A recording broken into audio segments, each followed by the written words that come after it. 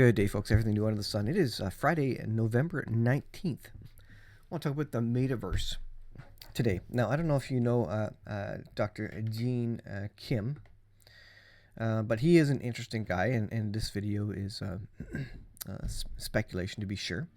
But it's about the Metaverse. Now, the Metaverse is what Mark Zuckerberg of Facebook is trying to put together.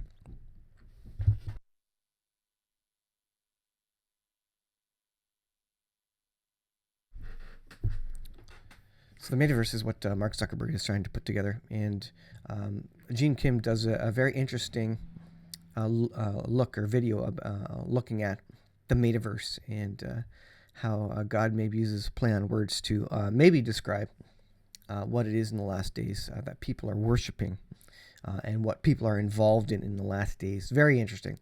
It's speculation. It's not. I wouldn't say it's. I wouldn't be dogmatic about it. But he paints an interesting picture, and it's something to be aware of and to pay attention to. So the question is, what is the Metaverse? So Azure Hedge has an article on the Metaverse here.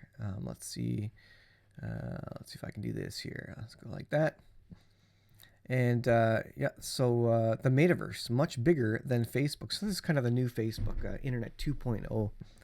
Is what they're calling it.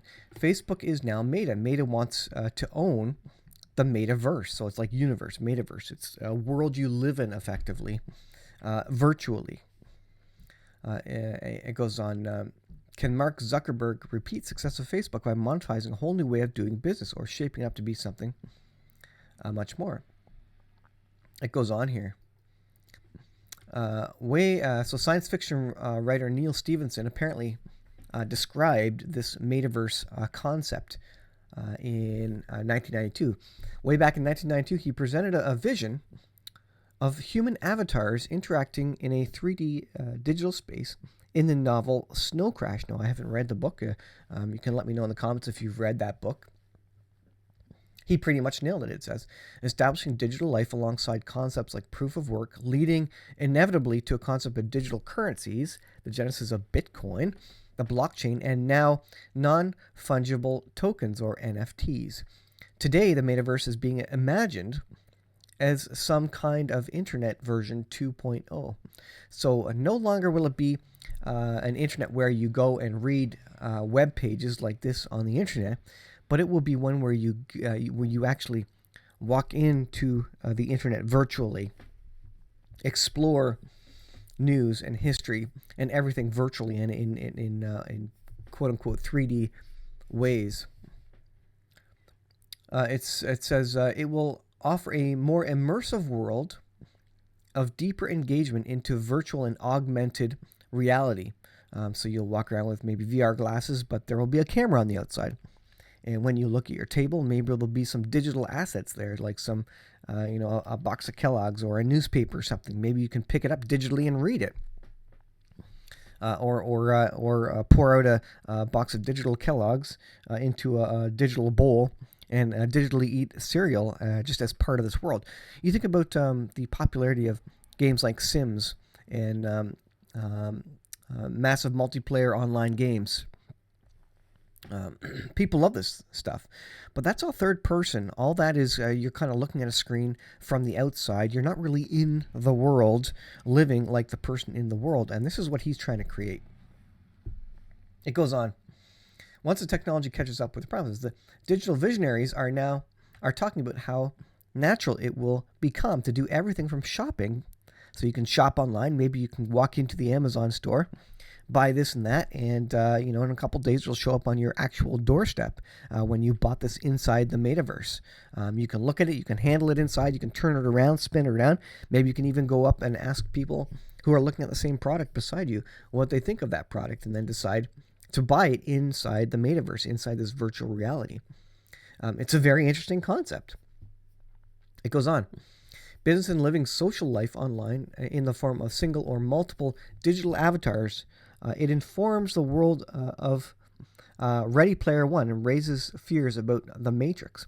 So questions. Have you watched The Matrix? This idea where maybe you're inside a digital world. You're not actually, in the world you think you are. Or Ready Player One, where these people live in, a post-apocalyptic world, but they don't go anywhere inside their cities. Their cities are run down. You're living in the stacks, which are stacks of, shipping containers. But you live inside this beautiful digital world where you can have everything you want. You're poor as dirt in the real world, but you go inside this digital world and you can be any persona you want, and you can do anything you want, as long as you follow the guidelines of the video game makers, right? So, again, I don't know if you've watched a Ready Player One, and viewer discretion advised. I don't necessarily suggest you do, but it's interesting to see these movies and to think about what it might look like if something like that existed. How deeply would people get into the game?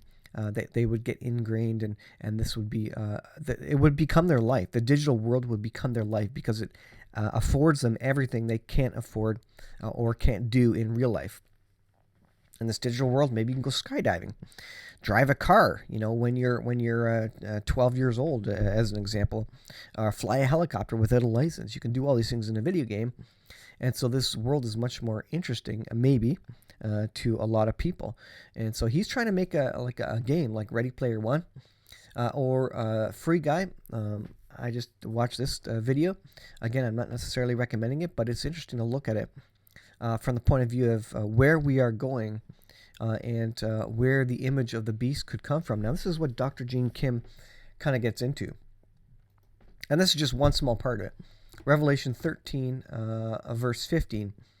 And he gave life to the image of the beast. There it is, 15, verse 15. And he gave power to give, and he had power, rather, to give life unto the image of the beast. So you talk about VR, computers, digital reality. They're images of something real, right?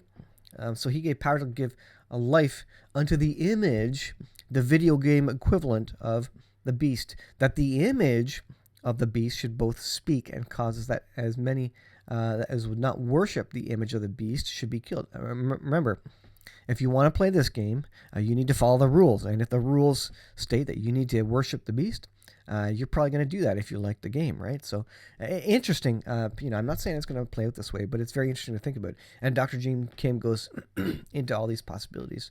None of us know how this is going to roll out. So it's interesting to see what Facebook and Microsoft are doing in these last days. And you know what? There's going to be so many pandemics and so many health issues that we're all going to be locked down forever, and people will reach out through a digital world to feel like they're able to go out when they're not, when there's all sorts of danger and pandemics and disease happening outside, wars and violence. You're going to stay in your house, right? And how are you going to get outside? You're going to go get outside virtually into game worlds like this. So I mean, it's kind of, honestly, this, I can see this just taking off, and pretty much everybody in the world jumping into this thing and just doing what they can't normally do in the real world through this digital avatar. And interesting how Dr. Gene Kim connects digital avatar to idol, and they're being idols. They're becoming the idols. It goes on, and he causes all, both small and great, rich and poor, free and bond, to receive a mark in their right hand or their foreheads. So maybe there's a digital mark, in a video game like this, where you can't buy or sell. Now, I think there's going to be a real, literal equivalent of this as well in the real world. But again, it's interesting. In a video game, maybe you got to have something, and it'll be on your right hand or forehead, and you'll be able to go in and buy things with, as long as you have that mark. Save he that has the mark. So no man can buy or sell unless you have this mark. Maybe all commerce will go online, because then there's a lot more surveillance and less fraud. Maybe, I don't know. Here's wisdom. Let him that hath understanding count the number of the beast, for it is the number of man, and the number is 666. And we know digital simulations are all about numbers, zeros and ones, and numbers, math.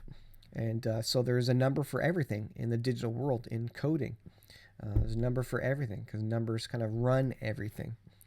So it's an interesting look at what is coming down the pipe from Mark Zuckerberg. He is looking to get Internet 2.0. And I don't know. If I didn't think the 7-year period was so far off, I might think this is where the world is transitioning to a Ready Player One sort of world, to a Free Guy sort of world. So interesting. Look in. You can read up about those movies and at least get the cold notes for what sort of world they are taking the people through. So yeah, the new Facebook and Zuckerberg is kind of in a good position to get everybody on board with this new open concept avatar world where he has I think is it 1 billion users that Facebook has? So how many of those will transition to a virtual reality world if they can make it easy enough to get into?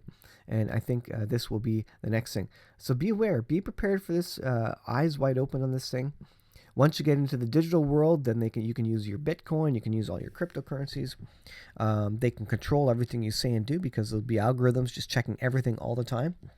And if they make the world scary enough outside, then you're going to want to stay inside. If they lock down the world enough, you're going to want to stay inside, and you will have no choice maybe but to stay inside and then get out via this means, and then this will become people's lives. Just like in Japan, for example, where some kids waste all the hours of the day indoors on computers playing massively multiplayer online games, literally for 12, 18 hours a day. This is the next step, and this is even more engaging. You put your VR mask on, you live virtually, you buy, sell. Maybe you go to church virtually. Maybe there'll be a lot of churches that get in here and have that. So it's a very, very interesting world. And of course, Satan wants us to live in the digital world and not in the real world. He doesn't want to give glory to anything that God created. He wants to give glory to things that man created. So I definitely suggest you go watch this video by Dr. Kim. And oops, no, don't want to get a copyright strike there, but check this out. Very, very interesting. He talks about digital realm, VR world, and the Antichrist, how the Antichrist will use it, the gods and the idols in the last days, and the worshiping of the image of the beast. Again, computer simulation. And you also ask how everybody in the world will see the two witnesses all at the same time, just as the Bible describes. And maybe everybody's connected to a digital virtual reality world where they have instant access to everything if they're in there all the time. So I don't know how far this is off.